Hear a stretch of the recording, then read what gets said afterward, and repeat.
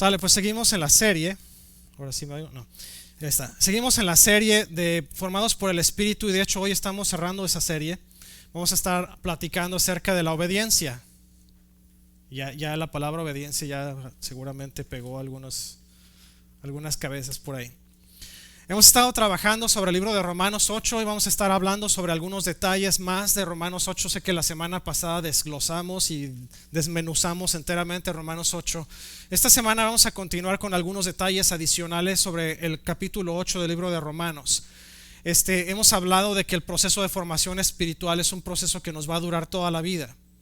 No nada más llegamos, nos convertimos a Cristo y sale, ya eres cristiano, ya fuiste formado por el Espíritu, felicidades, aquí está tu certificado de que completaste tu vida cristiana. Así no funciona.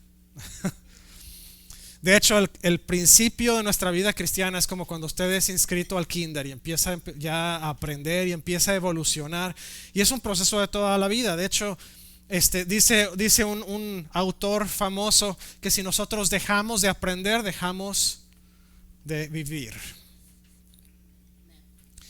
Nuestro proceso normal, natural en la vida es aprendizaje. Usted y yo vamos a seguir aprendiendo todos los días. De hecho, aquí va una prueba rápida. Algunos de los muchachos que están aquí nacieron, como diría mi papá, con el mouse en la mano, y otros nacieron ya con un teléfono inteligente en la mano. Pero los que nacimos por ahí de los 80s y antes, todavía teníamos la sonaja en la mano. ¿Okay? Para algunos de los que nacieron antes de los 80s, les presentaron la computadora por primera vez y usted se quedó así de ¿what? ¿Qué es esto? De hecho, estaba yo trabajando en un proyecto de literatura cuando estaba yo en la preparatoria. Estaba trabajando en un proyecto de literatura que nos pusieron. Estaba escribiendo un libro sobre el tiempo del fin. Y mi abuelito estaba de visita. Mi abuelito es un hombre que nació en Coahuila, allá en México, y creció pobre, creció en una familia de agricultores y se enseñó a leer a sí mismo utilizando la Biblia. No fue a la escuela y creció, se convirtió en un hombre fuerte de negocios. Tenía un rancho enorme que producía alfalfa, chiles, maíz.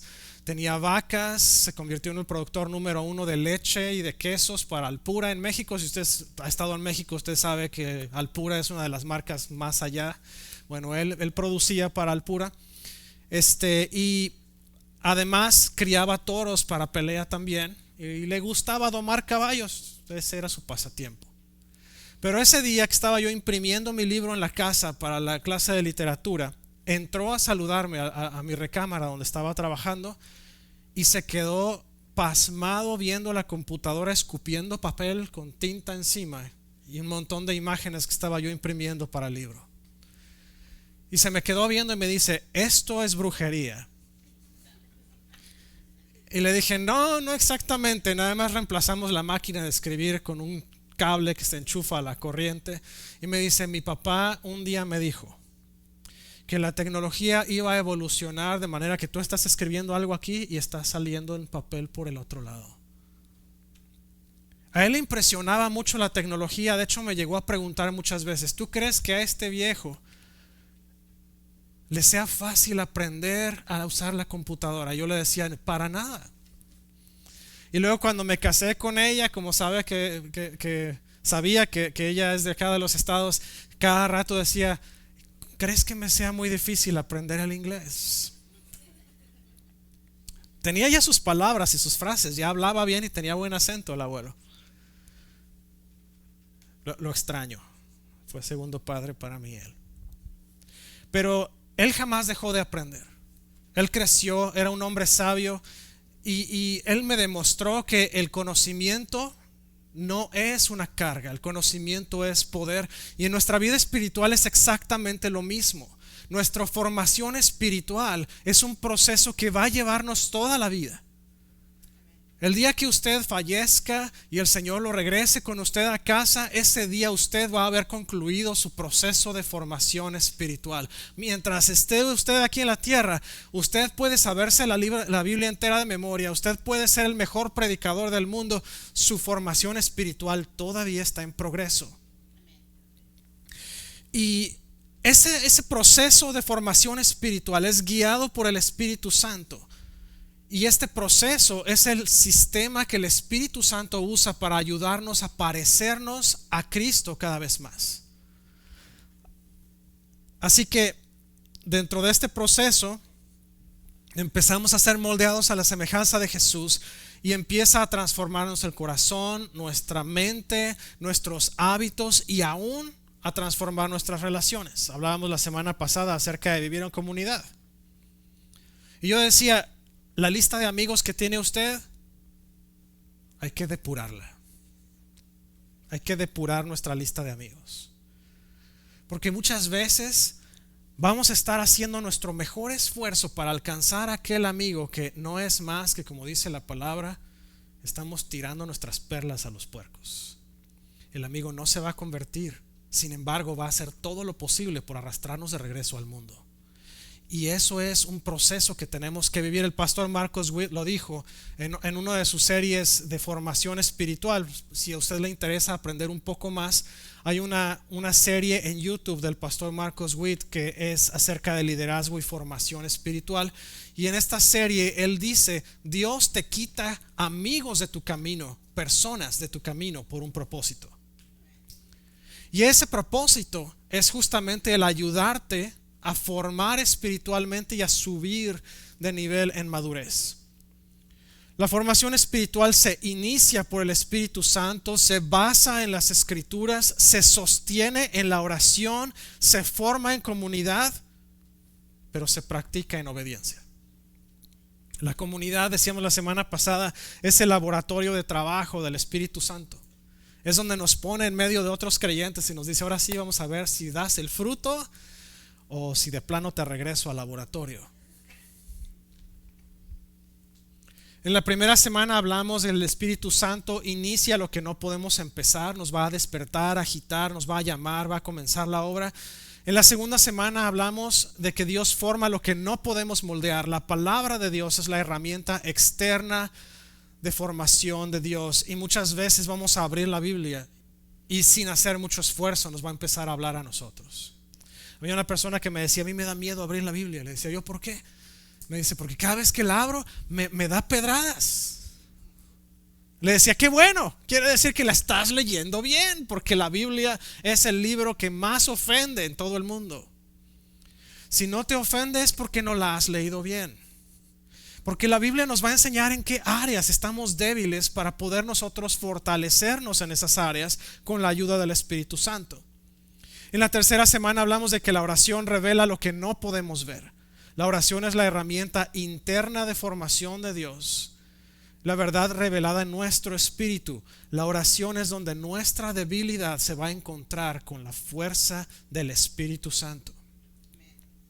De hecho, el apóstol Pablo lo dice, es que en mi debilidad el Señor se hace fuerte, el Señor se exalta. ¿Por qué? Porque cuando estamos débiles, nuestro primer recurso es, Señor, ayúdame, no puedo, Señor, necesito más de ti. Y ahí es cuando nosotros decrecemos para que el Espíritu crezca en nosotros. De hecho, Juan el Bautista decía, es necesario que yo mengüe. Porque es importante que nosotros nos quitemos del pedestal para que Dios crezca en nosotros. Eso ocurre a través de la oración. La comunidad desarrolla lo que no podemos producir. La comunidad es ese lugar donde vamos a practicar lo que hemos experimentado en lo privado entre el Espíritu Santo, la oración y la palabra. Si usted se sabe la Biblia de memoria, se sabe todos los libros de doctrina de memoria, si usted tiene doctorado en teología, pero llega aquí a la iglesia y usted es una persona arrogante, necia, de nariz respingada, cuello parado, usted, perdón, pero usted no está dando fruto de arrepentimiento de ninguna calidad. Ni siquiera de la más baja calidad, hecho en Timbuktu, y no quiero ofender a la gente de Timbuktu. Usted no está dando fruto. La comunidad es lo que nos va a ayudar a sacar el fruto del Espíritu. Ay, Señor, pero pastor, esta persona me hace perder los estribos. El Señor está tratando de moldear la paciencia en ti. Ay, pastor, a mí no me gusta orar por paciencia porque el Señor me manda perenganita. Ese es el instrumento de formación de Dios. Aprende a tratar con perenganita. Pero pastor, es que el hermano fulanito está siendo usado por Dios para que tú empieces a trabajar en el área de la mansedumbre. Y esa es una parte del fruto que no me habían escuchado usar antes, a lo mejor. Es que el hermano fulanito es muy bueno para sacarnos de nuestras casillas también. Tenemos que ser mansos, a pesar de que nos ofenda, a pesar de que nos insulte, a pesar de que nos vea para abajo. Tenemos que ser mansos, dóciles. No voy a reaccionar nada más porque el hermano fulanito se pone pesado conmigo. Voy a ser bondadoso, voy a ser manso. Hoy vamos a hablar de la obediencia. La obediencia completa lo que no podemos terminar. Es la evidencia visible de madurez demostrando la obra del Espíritu Santo. Lo voy a poner desde ahorita, pero esto viene más adelante. Si usted considera ser un cristiano maduro, pero usted no está obedeciendo a la palabra de Dios, le tengo noticias. Usted es más necio que el necio que se cree sabio. Ay, pastor, no hay nada. Diríamos en mi casa, hay mangos. Si no estamos obedeciendo la palabra de Dios, nuestro nivel de madurez no está donde tiene que estar. Somos niños que necesitamos de leche otra vez. El Espíritu hace posible la obediencia gozosa. No es por nuestra fuerza, no es por nuestra belleza externa, no es por la ropa que usamos, no es por la marca de la ropa que usamos, no es por dónde vivimos, ni el carro que manejamos o carro que no manejamos. Es por el Espíritu Santo. Romanos 8:1 al 11 nos habla de que el Espíritu viene a transformar nuestra naturaleza, renueva nuestra mente, potencia nuestra voluntad, haciendo posible la obediencia gozosa. Jesús puso un ejemplo bien interesante. Jesús estaba hablando de obediencia a sus discípulos y les dice: a ver quién es más obediente. El hijo, que el padre llega y le dice: hey, veas, atiende a mis animales, veas esto, el otro. Y el hijo le dice: sí, papá, cómo no, con todo el gusto del mundo. Pero a la mera hora llega y no hace nada. O el hijo, a quien el padre le dice: hey, veas esto. Y el hijo se enoja y repela y reniega, pero al final siente el remordimiento y obedece. Y les preguntó Jesús: ¿quién es el que obedeció? El segundo. Ahora yo le voy a poner todavía algo, un estándar ligeramente más alto. Cuando usted obedezca, no respingue, no se queje. Cuando usted obedezca, hágalo con gusto. Porque sabe que no lo está haciendo para los hombres, lo está haciendo para Dios. Le planteo otra vez la situación, hablaba de esto el miércoles. Ay, pastor, es que yo quiero que Dios me use. Pues vamos a orar para que Dios le use. Y empezamos a orar con la persona y la preparamos. Y luego, hermano fulano, necesitamos que usted nos apoye en la reunión de varones. Ay, claro que sí, pastor, ahí voy. Hermano fulano, necesito que usted nos apoye a limpiar los baños de hombres, que la persona que estaba haciendo el aseo se enfermó y necesitamos que alguien nos ayude. Hermano fulano, necesitamos hacer el desayuno de misiones. Hermano fulano, necesitamos. Y llega un momento en que dice: ya no voy a poder seguir apoyando, pastor, porque yo me siento usado. ¿Y qué crees que fue lo que pediste? Que Dios te usara. Bueno, te está usando. Vamos a obedecer gozosamente. Si estamos diciéndole al Señor: Señor, manda, pues obedezca. A mí me encanta como dice Isaías, que dice el Señor: es que no hay quien vaya, no hay quien diga, no hay quien lleve mi mensaje. Isaías le dice: Señor, aquí estoy, envíame a mí. Isaías sabía que llevar la palabra de Dios a estos impíos reyes de Israel y de Judá le iba a costar la vida, y le costó la vida de una manera terrible a Isaías, pero él obedeció de manera gozosa. Jeremías sabía exactamente lo mismo. Elías fue más quejumbroso todavía, pero bueno, esa es otra historia, diría Chonita, ¿no? Ezequiel fue igual. Daniel, señores, Daniel fue arrojado al foso de leones. Ananías, Misael y Azarías, mejor conocidos como Sadrach, Mesach y Abednego, igual. La diferencia entre todos estos hombres y algunos también que encontramos como Saúl, que a pesar de que fue ungido rey de Israel, no obedeció la voz de Dios, es que estos hombres sabían que la obediencia los iba a llevar a un lugar de madurez en su vida espiritual. Nosotros recibimos una nueva naturaleza a través de la obediencia, porque dice, para que la justicia de la ley se cumpliese en nosotros. Nosotros somos justificados, nuestra naturaleza cambia. Cuando nosotros tenemos un problema y estamos enfrente de una decisión que tenemos que tomar entre si cometemos pecado o no, nuestra naturaleza es la que va a buscar cometer el pecado. Pero cuando estamos nosotros en obediencia a la palabra de Dios, entonces podemos hacer como Jesús, que fue presentado delante de la tentación. Y Jesús la rechazó y dijo, no, porque la palabra dice, no tentarás al Señor tu Dios. No, porque la palabra dice que no solo de pan vivirá el hombre. No, porque la palabra dice que solamente ante Dios te postrarás y solamente a Él servirás. Y con eso rechazó al enemigo, porque Jesús estaba obedeciendo la palabra del Padre. Nosotros recibimos una nueva mentalidad. Dice en el versículo 5, porque fijan la mente en los deseos del Espíritu. Cuando empezamos a tener pensamientos que van en contra de la palabra de Dios, fijamos nuestra mente en los deseos del Espíritu Santo y los malos pensamientos se van. Es un proceso continuo. No le voy a decir que usted los rechaza hoy y mañana ya no regresan. Probablemente a los 15 minutos van a estar ahí de nuevo, pero a los 15 minutos usted los vuelve a mandar al diablo. Literalmente, porque es allá donde tienen que irse. Váyanse de donde vinieron. Y lo que tenemos que hacer es fijar nuestra mente. De hecho, Pablo lo dice, a través de la renovación o transformación de su mente, dependiendo de qué versión de la palabra está usted leyendo. Pero si usted está leyendo la Reina Valera, dice a través de la renovación de vuestra mente. Y la renovación de nuestra mente es justamente ese punto en el que decimos, no, tú no eres lo que yo necesito. Este pensamiento no sirve, este pensamiento va en contra de la palabra de Dios. No lo voy a tomar. Espíritu Santo, dame fortaleza y cambia mi mentalidad. Y el Espíritu Santo entra a trabajar, porque usted le rindió esa área de su vida en ese momento.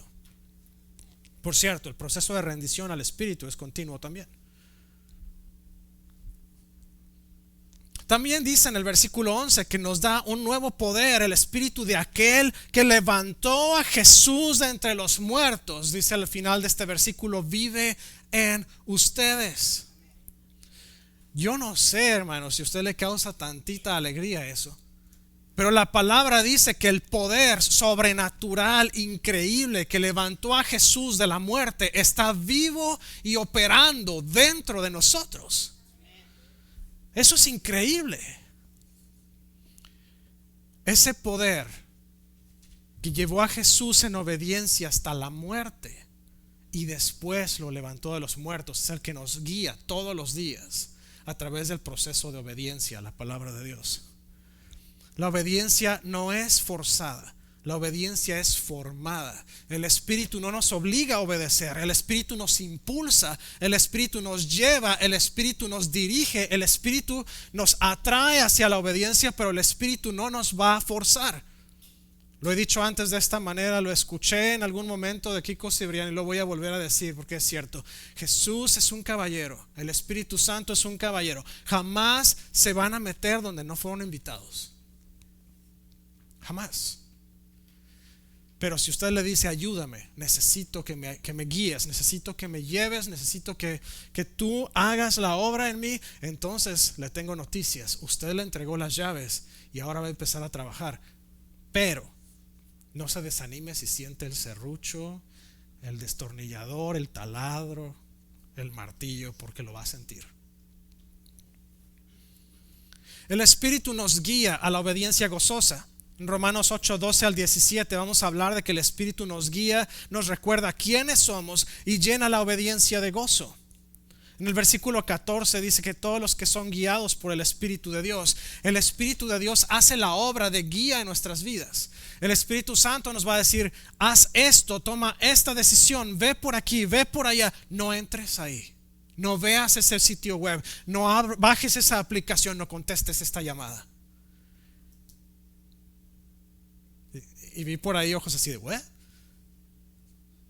En muchas ocasiones su teléfono celular, y lo voy a poner porque esto ha pasado, su teléfono celular va a encender la pantalla, va a empezar a sonar el ringtone y va a aparecer en el nombre de la pantalla una persona que Dios no quiere que usted le conteste. Usted va a escuchar de parte del Espíritu: no tomes esta llamada, ignórela, mándela al buzón, apague el teléfono. En algunos casos va a estar tomando una decisión importante y va a tener 2 o 3 diferentes caminos que seguir. Si usted no sabe para dónde ir, que todas las opciones se ven muy buenas, usted póngalo en oración, tome una pausa de 1, 2, 3 días, una semana, un mes si es necesario, y pregúntele: ¿qué quieres hacer? ¿Cuál es la decisión correcta? ¿Cuál es la decisión que quieres para mí? Hemos estado, mi señora y yo, en muchas ocasiones en medio de vertientes donde podemos partir a cualquier dirección, 2, 3 diferentes, 4 incluso diferentes decisiones que tenemos que tomar, opciones que tenemos que escoger. Y en lugar de aventarnos por la que parece más atractiva, lo ponemos en oración, y en alguna ocasión el Señor nos mandó por la menos atractiva de todas, pero al final fue la más segura de todas.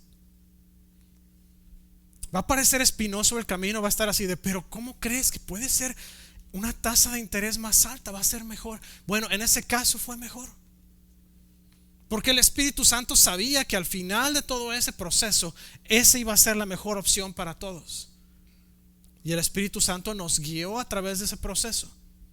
Le puse la tasa de interés como un ejemplo, fue otra cosa. Pero ahorita que están las cosas con la cuestión inmobiliaria, que si la tasa de intereses bajan y que si no, muchas veces un punto porcentual hace una diferencia enorme. El Espíritu Santo nos va a dar identidad, y la identidad alimenta la obediencia. Dice en el versículo 16 que somos hijos de Dios. Eso cambia las cosas. Recuerdo un pasaje muy particular en que Jesús está hablando con los fariseos y les dice: yo obedezco a la voluntad de mi Padre que está en el cielo, pero ustedes hacen la voluntad de su padre, el diablo. Y me quedé así de ¿what? Y ¿sabe qué? Jesús lo pudo hacer porque Jesús sabía. Jesús tiene la identidad bien marcada de dónde proviene y a dónde iba a regresar en ese momento. Usted tiene esa identidad marcada. Usted no tiene que conformarse con las migajas. Usted no tiene que conformarse con que la gente lo vea bajo y lo vea como si fuera usted un bicho raro. Usted tiene que entender que usted es un hijo de Dios, y no solamente es un hijo de Dios, pero usted también es un heredero de Dios junto con Cristo. Y sabe que a lo mejor vamos a pasar por tormenta y media, torbellinos y basura en esta vida, pero cuando lleguemos al otro lado del camino, usted y yo tenemos un futuro brillante enfrente que nos debería llevar a una obediencia impecable, porque sabemos que si nos mantenemos fieles ahorita, vamos a llegar a algo muchísimo mejor después.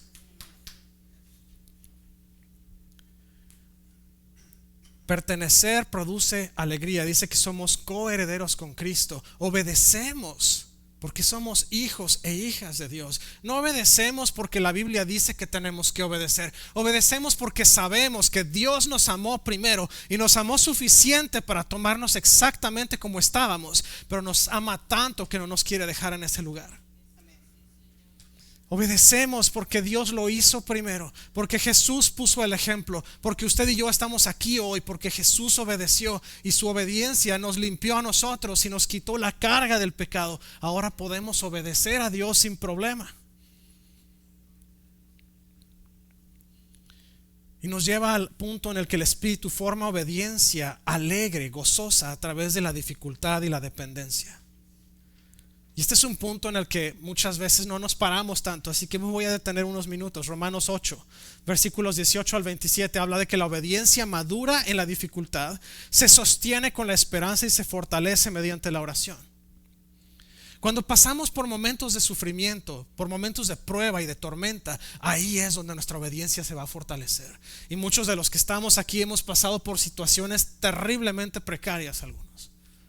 Y sabemos que nuestra fidelidad y nuestra obediencia nos saca al otro lado. Yo no sé qué cosas ha pasado a ustedes. Bueno, de la mayoría de ustedes sé qué cosas ha pasado, pero no todas, tal vez. Pero todas las caras que veo aquí han sido fieles y obedientes en algún momento. Y eso es algo que me llena y me fortalece a mí. Hay un testimonio que quiero que la persona lo dé aquí mismo en persona. Le voy a dar el micrófono, si ella me lo permite, porque quiero que usted escuche ese testimonio. Porque a pesar de la prueba, a pesar de dificultad, a pesar de que fue absolutamente abandonada por sus seres queridos, ahorita está en un momento en el que Dios le ha dado mucho más de lo que puede administrar por sí misma. Y quiero que ella misma se los diga, que esa persona se los diga. Porque sabe que fue obediente. A pesar de la tormenta fue obediente. A pesar del sufrimiento sigue siendo obediente. La esperanza va a sostener la obediencia. Dice en los versículos 24 y 25, con paciencia lo aguardamos. La paciencia nos va a ayudar. La esperanza es la que nos va a ayudar a obtener esa obediencia. Y miren, no hablo de una esperanza vaga como el mundo la da. Oh, ¿vas a poder estar viendo el Super Bowl hoy en la tarde? Espero que el pastor no se tarde mucho en la predicación para poder estar ahí. Bueno, esa es una esperanza vaga, porque hoy tengo lección para rato. La esperanza a la que habla la palabra de Dios es una esperanza certera. Yo sé que va a pasar, yo sé que Dios me va a sacar adelante, yo sé que este problema es temporal. Y esa esperanza certera de que Dios me va a sacar de aquí es la que nos va a sostener y nos va a ayudar a obedecer hasta el final. Va a ser difícil, nadie dijo que sería fácil. Le repito las palabras de Cristo: en este mundo van a tener aflicciones. Pero la esperanza está en la segunda parte de esa promesa que dice: pero tengan ánimo, porque yo ya he vencido al mundo. La oración fortalece la obediencia. La oración nos va a permitir mantenernos en la obediencia. Dice: en nuestra debilidad el Espíritu acude a ayudarnos, pero el Espíritu no acude a ayudarnos si no se lo pedimos. Así que tenemos que abrir nuestro corazón y nuestra mente y decir: no puedo. Mire, la cultura hispana somos remachos. No, yo puedo y le voy a enseñar a Dios que yo sí puedo. No, pues el Señor te va a enseñar que no puedes. Y te prometo que el Señor tiene más poder que tú. Así que empieza a doblegarte y decir: Señor, no puedo. Señor, tú obra en mí. Señor, acude tú a mi ayuda, porque yo no puedo. Mire, si uno de los reyes más poderosos de la historia, David, se inclina delante de Dios, se postra, se tira en el piso y le dice: Señor, soy el más débil, soy el más terrible, soy el más pecador de todos, ayúdame porque yo no puedo. ¿Cuánto más nosotros? Que algunos de nosotros no hemos peleado nunca una batalla en una guerra. David se la pasó peleando hasta con sus hijos.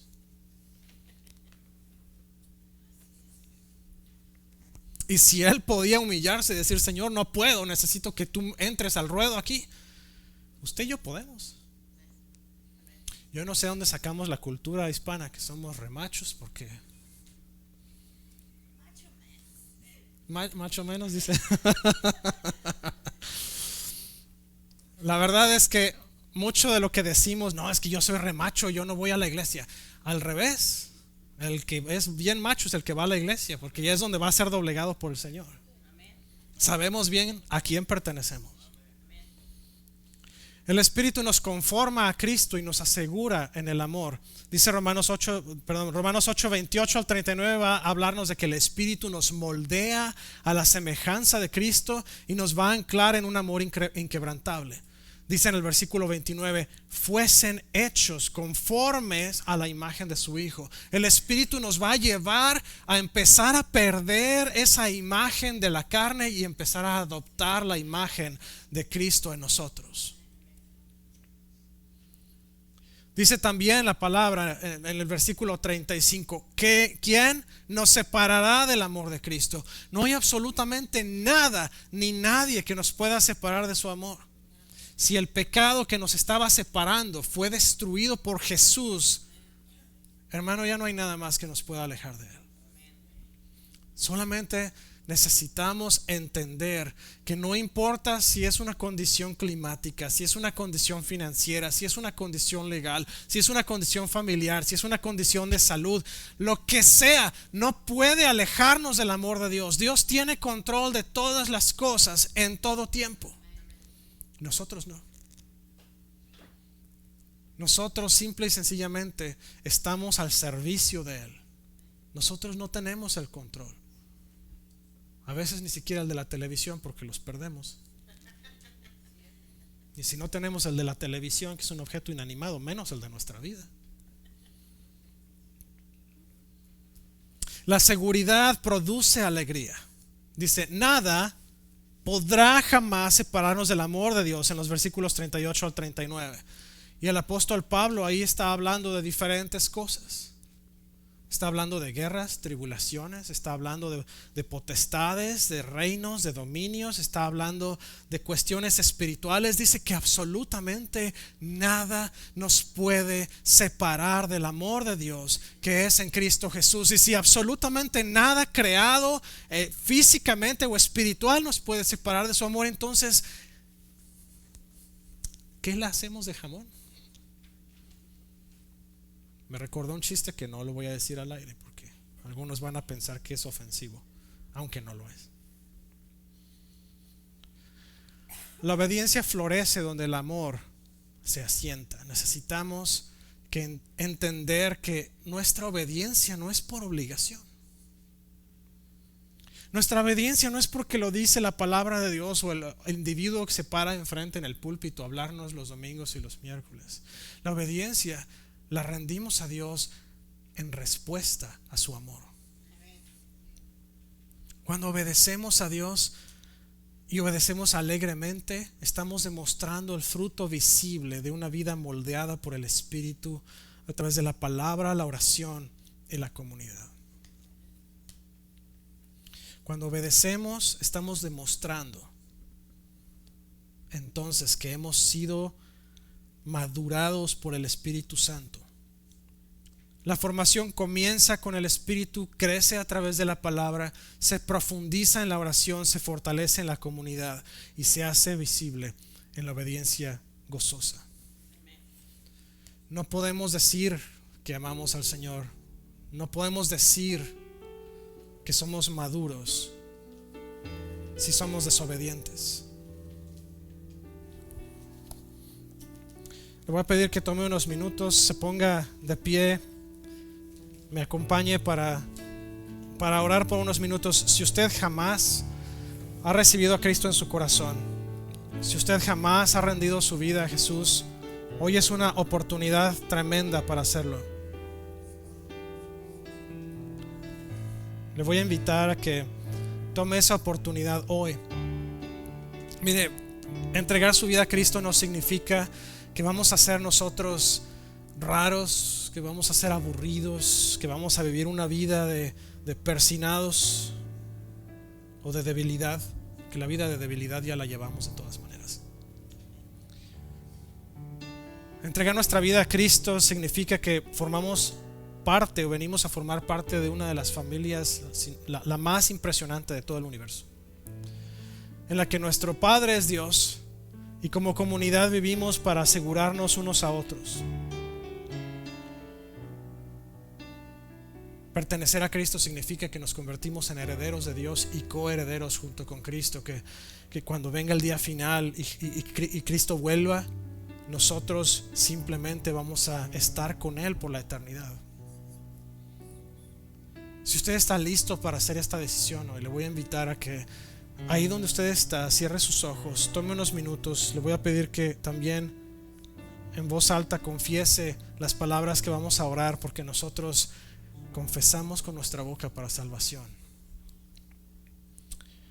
Así que repita después de mí. Si usted está aquí en la iglesia, usted jamás ha hecho esta oración, le voy a invitar a que nos acompañe también. Vamos a orar juntos. Repita conmigo: Señor Jesús, gracias por tu sacrificio. Gracias por tu Espíritu Santo en nosotros. Te pido perdón por mis pecados. Yo reconozco que tú tienes el poder para perdonarlos. Reconozco que tú tienes el poder para ser levantado de entre los muertos. Y Dios Padre te levantó de entre los muertos. En esta hora te confieso como mi único Señor y Salvador.